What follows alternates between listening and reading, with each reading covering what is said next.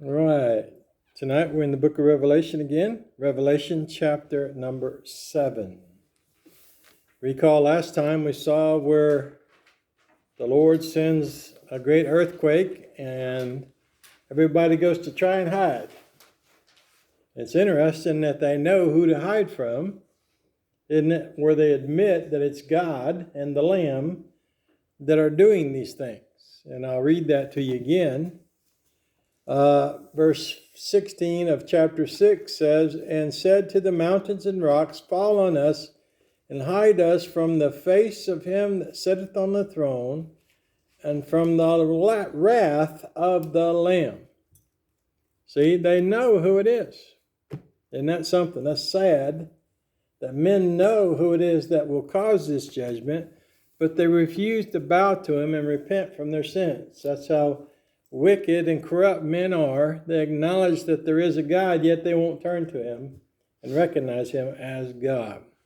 So now we're in chapter number 7. We see a different type of setting. Remember now, there's an interlude of grace here brought into action between the 6th. We've had the 6th seal now, and the 7th, there's like a little interlude. And in this interlude, you will see another one in chapters 6 and 7, and that's where you'll see the 6th and the 7th trumpet.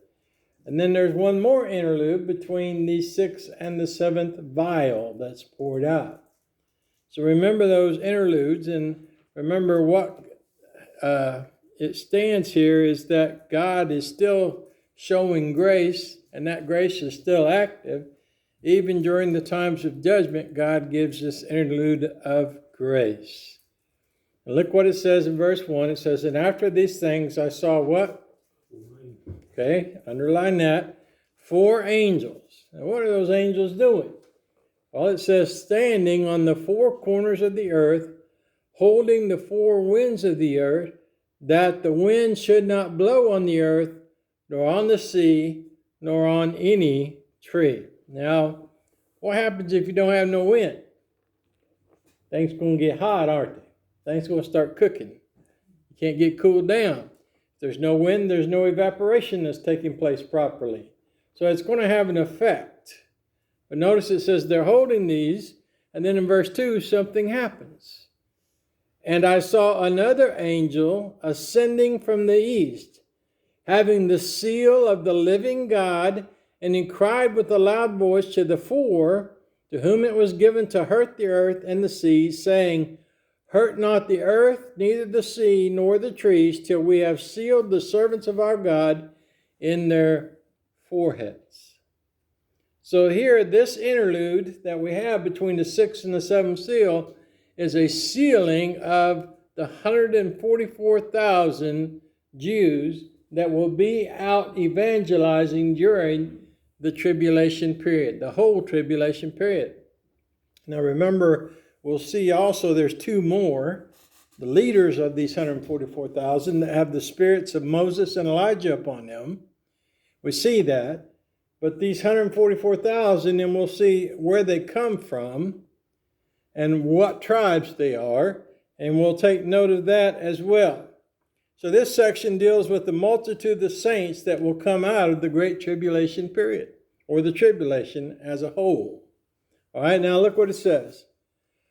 "And I heard the number of them which were sealed, and there were sealed," how many? 144K. Okay? 144K. Now notice this. Each of the tribe, how many are sealed? Verse 5. Of the tribe of Judah were sealed how many? Okay. There's Judah, 12. Reuben, there were sealed how many? Gad were sealed how many? Of Aser were sealed how many? Nephthalim, there were sealed. I don't know where I'm getting sealed. 12,000. On the tribe of Manasseh were sealed 12,000. Of the tribe of Simeon were sealed 12,000. Of the tribe of Levi were sealed 12,000. Of the tribe of Issachar were sealed 12,000. Of the tribe of Zebulun were sealed 12,000. Of the tribe of who? Joseph were, hang on a second, my page is stuck together. Sealed how many? 12,000. And of the tribe of Benjamin were sealed how many? Okay. So add those up. How many tribes you got there? 12 times 12. And how much does that make? There's your simple math, right? 12,000 from each tribe. But now notice there's a distinction there that we'll look at. So when this fifth angel comes from the east with the seal of the living God, that's a picture of grace. Remember the number 5?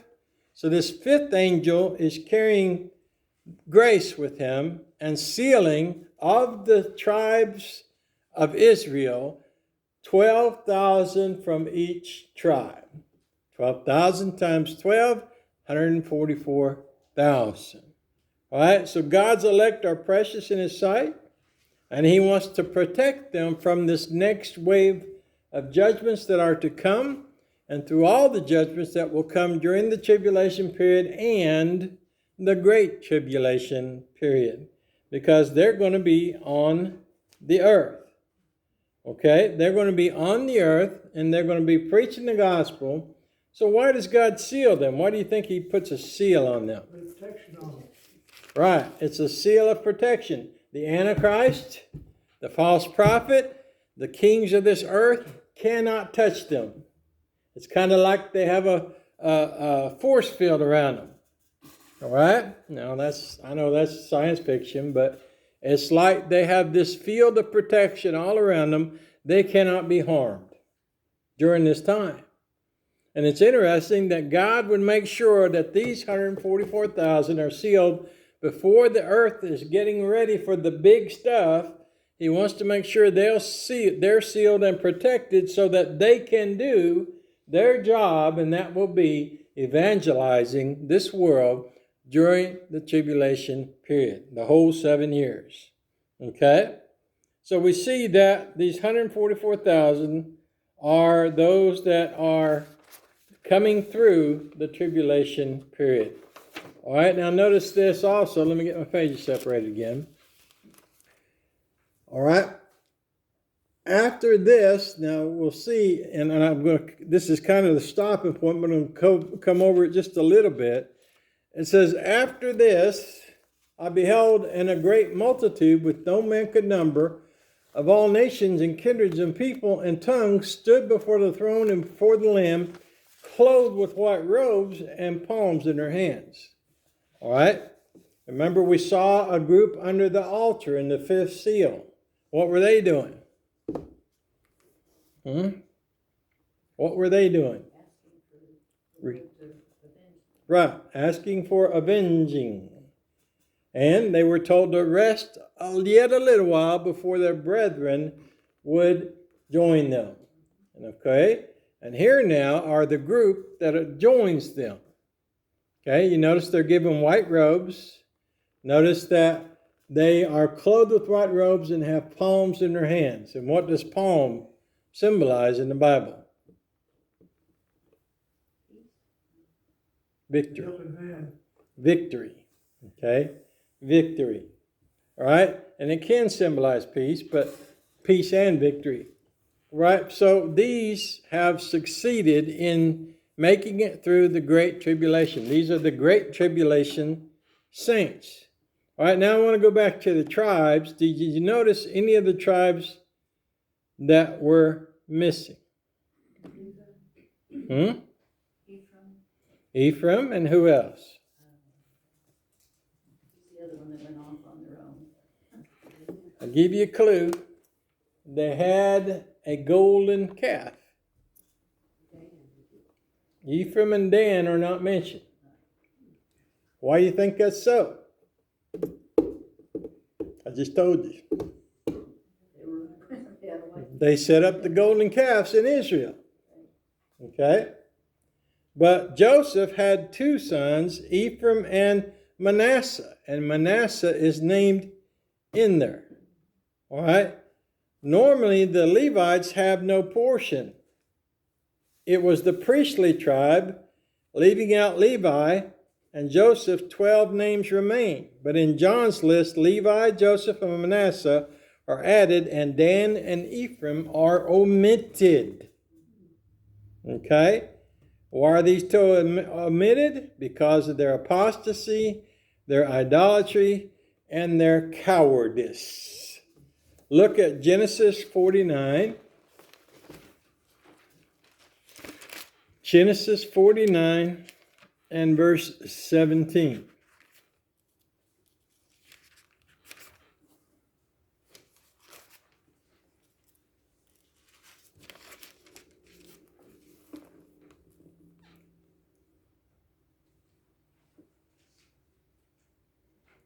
Dan shall be a serpent by the way, an adder in the path that biteth the horse heels, so that his rider shall fall backward. See, what's he saying? They're like a snake. They're deadly. And they were apostate. They had set up the golden calf worship again. Now remember when Israel was on Exodus from Egypt. Remember when Moses went up on the mountain for 40 days and 40 nights, what did they convince Aaron to do? He made a golden calf. And they were having the big celebration and celebrating that golden calf and saying that was God and that God was going to take them home. And then they were going to give that golden calf to the Pharaoh so that he'd take them back. Well, isn't that interesting? So Moses comes down the mountain, and what does he do, that golden calf? Cut it into pieces. Chops it up into pieces, burns it, and scatters the ashes. Okay, and then what does God do? He sets the Levites upon them and slays them. All right? Now, so Dan and Ephraim set up the golden calf worship in the promised land. Now, think about it. They had left all of that idolatry, the calves and all that. Remember, there are all kinds of calves worshipped. God had made a specific point of having them destroyed that set up that golden calf. And here, when they get into the promised land, what do? They defile the promised land by setting up that golden calf again. So tradition says that the Antichrist will come from the tribe of Dan, and that's what they say. I don't know whether that's so or not. Okay? But they say that the Antichrist will come from the tribe of Dan. I don't know. Those who are sealed are a select group. Now, look at Revelation 14. Revelation 14, verses 1 through 4.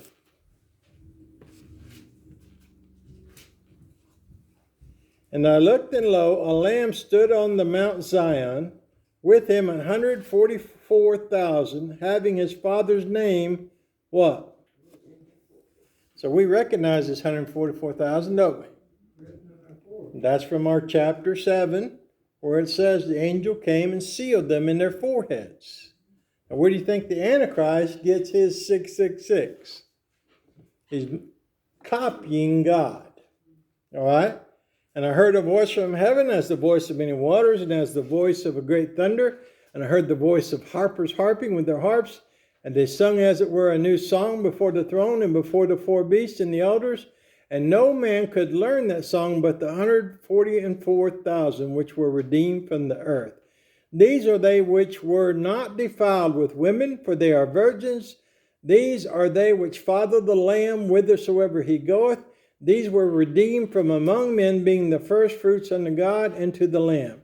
And in their mouth was found no guile, for they are without fault before the throne of God. All right?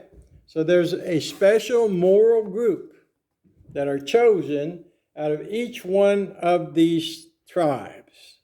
Okay?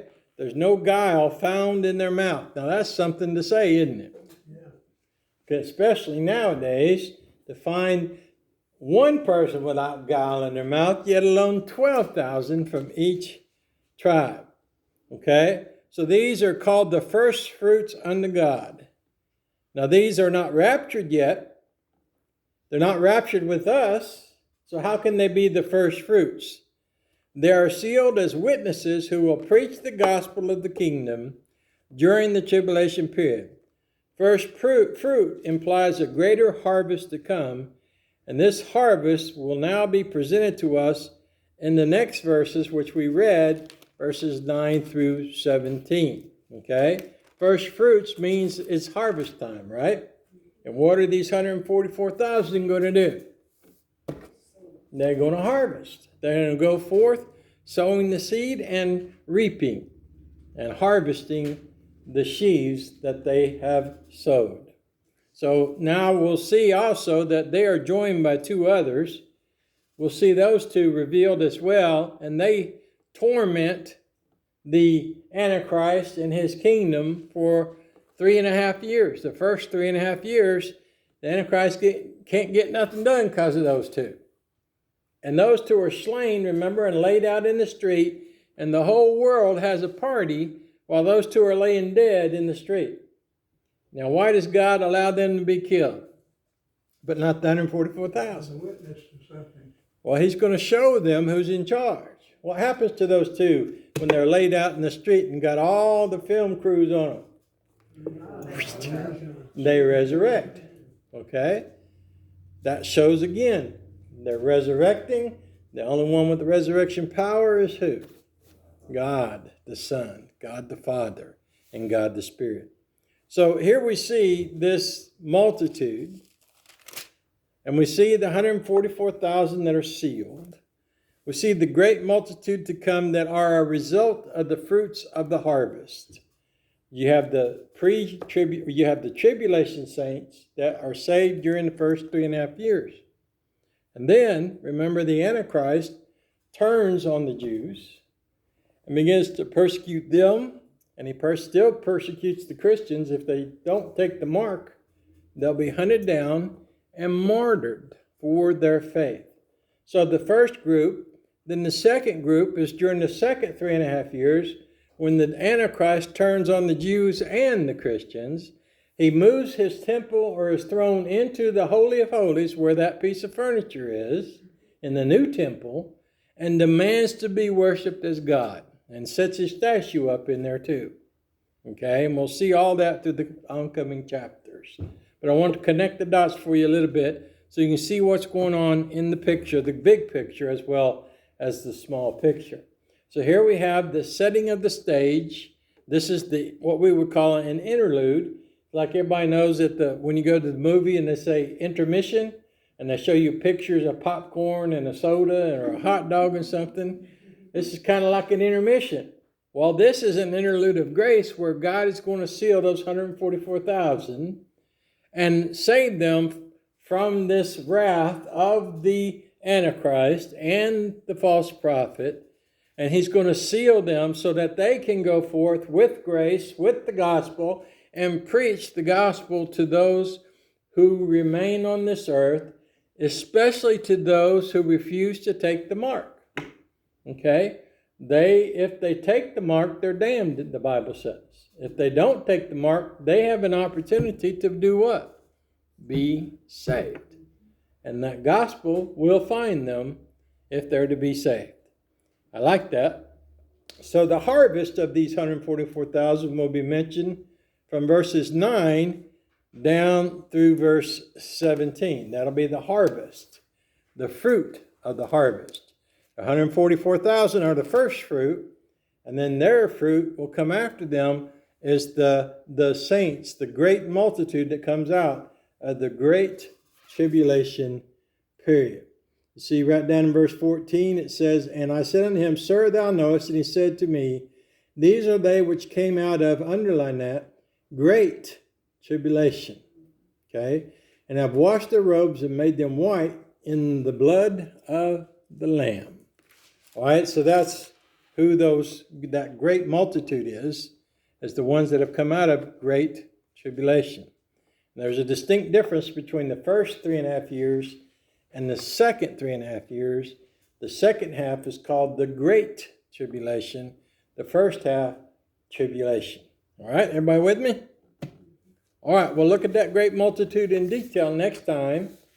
So mark your spots, study ahead, and read those verses from 9 down through 17. And then we'll see that interlude ends and chapter 8 begins the next seal, the seventh seal. Now, in the seventh seal, you're going to see things happening. There'll be 7 trumpets and 7 vials that are dumped too. The 7 vials are going to be the last of those 7s in the judgments, okay? So you think about that, read ahead, study, and look at this group that are saved out of the Great Tribulation period. And we'll be introduced to the other 2 witnesses soon in the chapters to come. All right, let's all stand. We'll close with a word of prayer, and we'll be dismissed.